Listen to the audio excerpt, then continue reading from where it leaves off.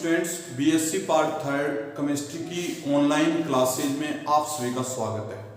पिछले वीडियो में स्टूडेंट हम पढ़ रहे थे फिजिकल केमिस्ट्री की यूनिट 5 सॉल्यूशन में हमने जनरल इंट्रोडक्शन पढ़ा था और जनरल इंट्रोडक्शन के बाद हमने पढ़ा था हमारी कुछ डेफिनेशन में सॉल्यूशन की डेफिनेशन, सॉल्यूशन में कितने घटक होते हैं, विलेय और विलायक की डेफिनेशन।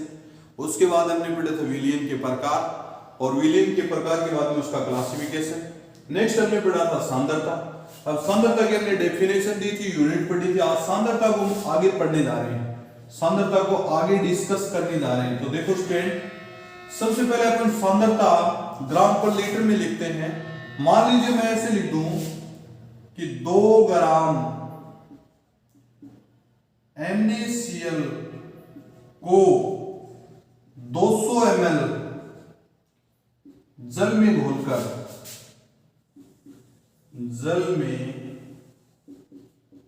घोलकर विलयन बनाया गया है, विलयन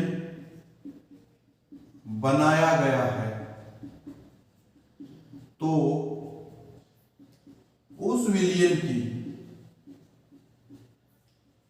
सांद्रता ज्ञात करो, उस विलयन की सांद्रता ज्ञात करो। ठीक है स्टूडेंट्स, तो देखें सांद्रता बराबर लिखेंगे अपन भार बट्टे विलेय का भार बट्टे विलयन का भार। तो विलेय का भार कितना है 2 ग्राम और विलयन का भार कितना है 200 ml। और सांद्रता अपन किस में लिखते हैं, विलयन का भार या विलयन का आयतन, यहां लिखेंगे आयतन लीटर में, लीटर में। तो आप लोग 200 ml बटे 1000 ml ऐसे लिखेंगे। क्या लिखेंगे, सांद्रता C बराबर 2/200 ml बट्टे 1000 ml। समझ गए। तो C बराबर क्या लिखेंगे, 2 0 से 2 0 कैंसिल। तो अपने पास क्या हो गया, C बराबर 2 × 10/2, 2 से 2 कैंसिल। तो C बराबर कितना आ गया, 10 ग्राम पर लीटर। समझ गए कितने ग्राम पर लीटर, 10 ग्राम पर लीटर। ये अपने सांद्रता का कंसेप्ट था। अब देखो मैं सांद्रता को 2-3 बातों से यहां पर डिस्कस करूंगा। सांद्रता को देखेंगे, यहां लिखेंगे अपन सांद्रता। सांद्रता बहुत इंपॉर्टेंट टॉपिक है स्टूडेंट्स, पेपर में पूछा जा सकता है। ये सांद्रता लिखेंगे, ठीक है। इसको बोलते हैं कंसंट्रेशन। ये कंसंट्रेशन है, ठीक है स्टूडेंट्स, ये कंसंट्रेशन। अब कंसंट्रेशन में देखो यहां लिखेंगे कंसंट्रेशन को कैसे डिनोटेड करते हैं, कितने इसके कंसंट्रेशन के पार्ट्स होते हैं। तो यहां लिखूं मोलरता, किसके रूप में लिखते हैं, मोलरता। यहां लिखेंगे नॉर्मलता, नॉर्मलता। और यहां लिखेंगे मोल एंस, मोल एंस, ठीक है। और यहां लिखेंगे फॉर्मलता।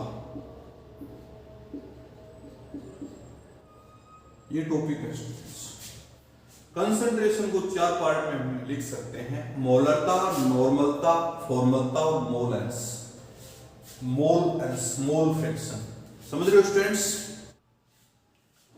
अब देखिए स्टूडेंट्स, यहां हम सबसे पहले मोलरता पढ़ने जा रहे हैं। मोलरता डिनोटेड बाय M, यहां लिखेंगे मोलरता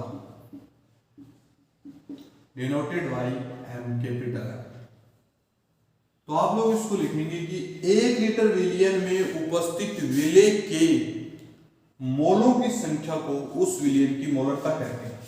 देखना मैं यहां लिख देता हूं थ्योरी के रूप में, 1 लीटर विलियन में उपस्थित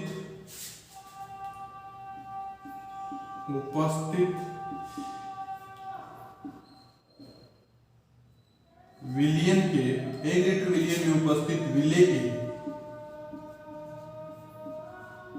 मोलों की संख्या को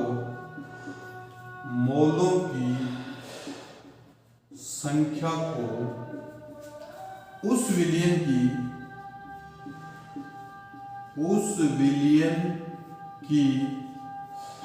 मोलरता कहते हैं।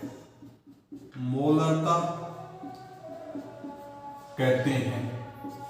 1 लीटर विलियन में उपस्थित विलेय के मोलों की संख्या को उस विलियन की क्या कहते हैं? मोलरता कहते हैं।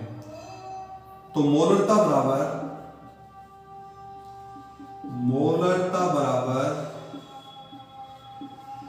विलेय के मोल बट्टे विलियन का आयतन लीटर में। विलियन का आयतन लीटर में, विलेय के मोल बट्टे विलियन का आयतन लीटर में। तो विलेय के मोल, पहले सबसे पहले जो इंपॉर्टेंट चीज है मोल कैसे निकालें। मोल कैसे निकालें? मोल बराबर आप लोग जानते हैं भार बट्टे अणु भार। क्या लिखते हैं? भार बट्टे अणु भार। यानी अपने पास यदि भार और अणु भार हो तो अपन उस विलियन की क्या निकाल सकते हैं? मोल निकाल सकते हैं। तो मोलरता बराबर विलेय के मोल और विलियन का आयतन लीटर में। तो मोलरता की इकाई क्या होती है? मोल पर लीटर। यहां क्या लिखेंगे? मोल पर लीटर। इकाई क्या होती है? मोल पर लीटर। कोई दिक्कत स्टूडेंट्स? अब देखो भी आगे मोलरता के बारे में मान लीजिए अपन अणुभार और भार कैसे, जैसे मैं क्वेश्चन देता हूं आपको, इधर देखो भी, जैसे लिख दिया मैंने 10 ग्राम NaOH को 10 ग्राम NaOH को घोलकर 1 लीटर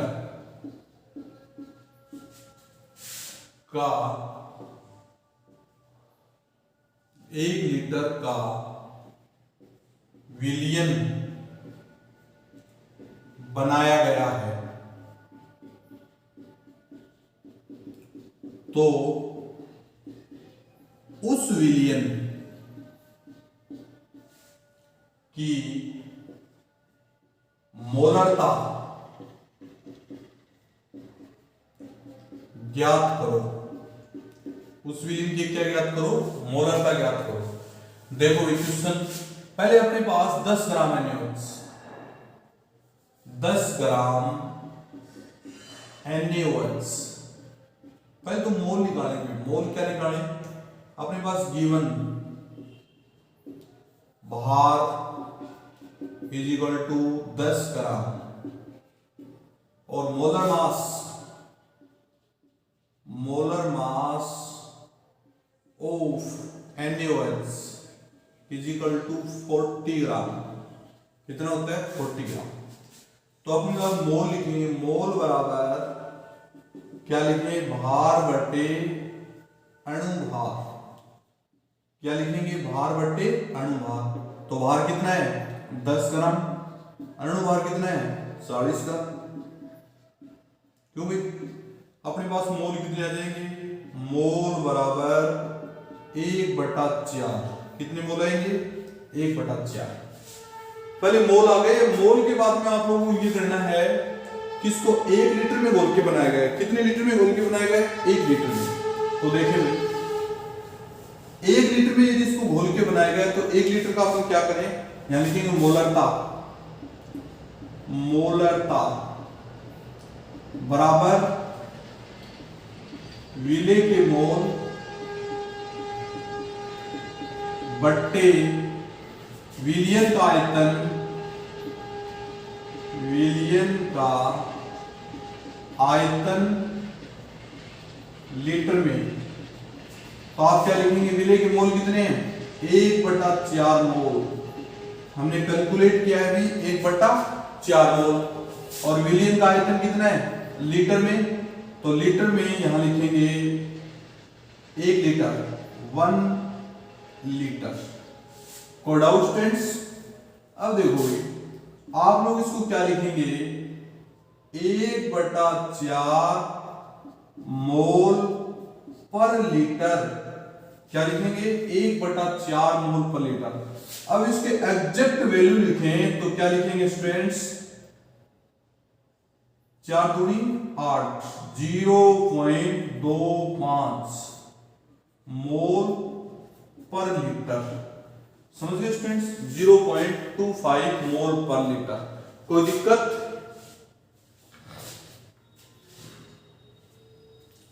अब आगे देखने में एक क्वेश्चन और दे रहा हूं आपको मैं, इसी के बेस के ऊपर क्वेश्चन दे रहा हूं मैं। आप ध्यान से पढ़ना थोड़ा इस क्वेश्चन को, आंसर देखो सोल्व करने की कोशिश करना। मैं आपको बिल्कुल इजी वे में बता रहा हूं, आंसर आ जाएगा। सो दैट क्वेश्चन आ गया, ये क्वेश्चन है और इसमें मैंने लिख दिया कि 16 ग्राम एस्टिक एसिड को 16 ग्राम एस्टिक एसिड को 500 ml जल में घोला गया है, तो विलियन की मोलरता ज्ञात करो। यहां लिख देता हूं क्वेश्चन देखिए, 16 ग्राम एसिटिक एसिड को 500 ग्राम H2O में घोला गया है तो विलियन की सांद्रता, विलियन की मोलरता ज्ञात करो। ऐसा क्वेश्चन आ जाएगा आपके। 16 ग्राम एस्टिक एसिड को 500 ml जल में, ग्राम नहीं मैं यहां पर ml लिखना है, 500 ml H2O में घोला गया है तो विलियन की मोलरता ज्ञात करो। तो देखिए स्टूडेंट्स, सबसे पहले अपन मोल निकालेंगे। मोल फॉर्मूला क्या होता है, भार बटे अणु भार। क्या फॉर्मूला होता है, भार बटे अणु भार। आपके पास भार कितना है, 16 ग्राम। गिवन देखो इसमें क्या है, given W is equal to 16 gram और M is equal to, acetic acid का कितना होता है, एस्टिक एसिड का 60 होता है। कितना होता है, 60। लेकिन मान लीजिए इसमें फॉर्मलता की बात करें ना, फॉर्मलता की बात करें तो सूत्र बाहर आएगा, उसमें 120 आएगा। कितना आएगा, 120। तो अपन एस्टिक एसिड का 60 मानना है, यहां पर क्या मानना है, 60। देखना ये एस्टिक एसिड है, यहां पर आप लोगों को कैलकुलेट भी करवा देता हूं मैं कैसे होता है। हाइड्रोजन कितने हैं, 1 2 3 4, 4 × 1 बराबर 1, 4 प्लस कार्बन कितने हैं, 1 2, 2 × 12 प्लस ऑक्सीजन कितने हैं, 2 × यहां पर लिखेंगे 16। तो यहां लिखेंगे 4 plus 24 plus 32 is equal to, अपने पास जो फॉर्मूला आएगा उसके अकॉर्डिंग इसकी वैल्यू आएगी 24 और 32, 24 और 32, 56 और 4 60 ग्राम। एस्टिक एसिड का अनुपात कितना आएगा, 60 ग्राम। समझ गए स्टूडेंट्स? अब देखो मोल अपने पास क्या आएंगे भी, 16/60 ग्राम। इसको कट करोगे, कट करेंगे इसमें 8/30, फिर कट करेंगे 4/15। मोल कितने आएंगे, 4/15 मोल आ गए। कितने मोल आ गए, 4/15 आ गए। अब 4/15 मोल आ गए तो अपन मोलरता निकालनी है। मोलरता का फॉर्मूला क्या होता है, मोलरता बराबर विले के मोल बट्टे विलियन का आयतन लीटर में। विलयन का आयतन लीटर में, समझ पा रहे हो? तो मोलरता denoted by m is equal to, विलय के मोल कितने हैं? 4/15। आयतन कितना है भाई? 500 ml, तो 500/1000 ml। 1 लीटर में कितने होते हैं? 1000। तो आप लोग इसको लिखेंगे 4/15/1/2। तो अपने पास जो आंसर आएगा वो 4/15 इंटू 2/1। तो 4 दूनी 8 और 15, 8/15 आंसर आएगा। तो 8/15 इसके मोल पर लीटर है। क्या है? मोल पर लीटर। 8/15 को आप लोग एग्जैक्ट वैल्यू में लिखेंगे तो आंसर क्या आएगा भाई? 8/15 को लिखेंगे 0.15 का 75, 15 छिक्का 90, 5 बार जाएगा, फिर 5, 15 तिया 45, फिर 5, 3, तो 0.533 मोल पर लीटर आंसर आएगा। कितना आएगा? 0.533 मोल पर लीटर इसकी क्या होगी? मोलरता होगी। कोई दिक्कत स्टूडेंट्स? तो इस प्रकार के क्वेश्चन स्टूडेंट्स आपको सोल्व करने हैं। ऐसे क्वेश्चन स्टूडेंट आपको कंपटीशन के लिए भी आपके बहुत लाभदायक हैं और आपके थ्योरी के तो लिए हैं ही, आपके सिलेबस में है यूनिट। आपके 9 नंबर की यूनिट है स्टूडेंट्स। 5 यूनिट में 45 में डिवाइड करें तो ये आपकी 9 नंबर की यूनिट आती है। तो स्टूडेंट इसको बड़ी ध्यानपूर्वक आपको पहले तो ये होना चाहिए, आपके इसमें एटॉमिक नंबर याद होने चाहिए और एटॉमिक नंबर के बाद एटॉमिक मास, तब जाके आप मोल निकाल पाओगे। ठीक है स्टूडेंट्स? बाकी अपन नेक्स्ट वीडियो में करेंगे। Okay students.